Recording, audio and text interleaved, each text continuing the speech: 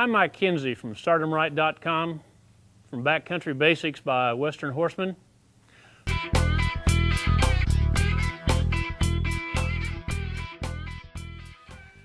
All right, here we are at the trail site. First thing I want to do is get these horses relaxing. I'm going to give them an opportunity to stick their heads out the window, see where their buddies are. I don't want to be climbing in the trailer with stressed out horses. Just too confining. I want to make sure the horse knows I'm coming in, so I'm talking as I walk in. He can hear me. I reach up, I touch him on the rear.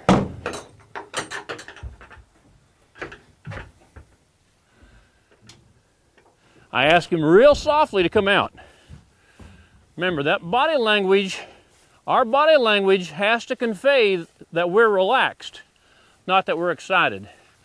I'm going to time a horse somewhat high, higher than his head. So if I'm out here and I anticipate we're going to have some problems, I need some lateral control. This is not about sitting there and neck reining and looking like John Wayne and pulling on two reins and getting the horse excited. It's about lateral control. I do that with a snaffle bit. I've got a good saddle that's good enough to go do competitive riding with. So this is the Mike Kinsey trail saddle that I'm demoing today. I'm going to snug my saddle up because when we threw this saddle on the horse this morning, we didn't tighten it up for all day. We just tightened it up enough to keep that saddle in place. If you want to stress a horse out, you just saddle him every time, throw that saddle on real tight, and you'll start having a horse pull back and getting irritated. But give him a little time to warm up. I had my reins over here fastened on the saddle. I pulled them loose. I just ran that rein under the halter because I want to show you a little different technique. A technique that sometimes gets some criticism because people don't understand it. Again, I'm running my reins under the halter, snapping into the bit, putting the reins in place. Let me ask this horse to step over. Just like I would with my leg. All right.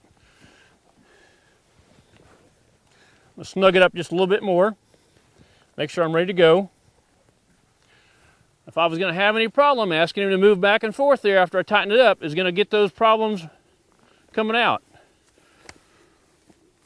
So again, I'm just cueing him soft with my thumb. If I need to, I might do a soft kiss.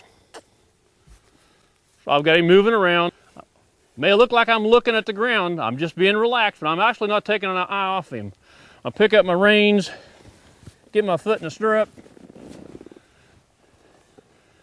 Again, some people think that getting on a horse mounting a horse that's tied is a problem.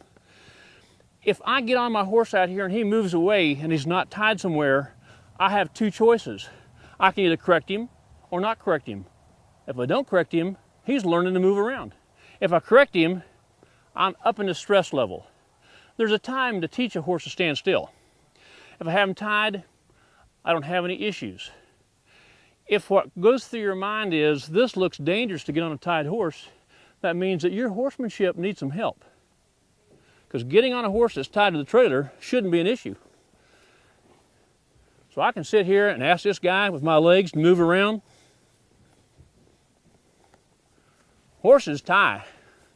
If they don't, then we got to be working back at the wrench. I'm just going to reach up here now.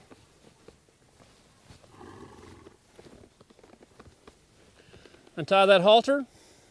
I'm not going to use a full cheek bit, snaffle bit. I don't like those. I think they're too bad about hanging up. I'm going to ask him to back up just a hair. Now notice I didn't pull him back. I just asked him to back.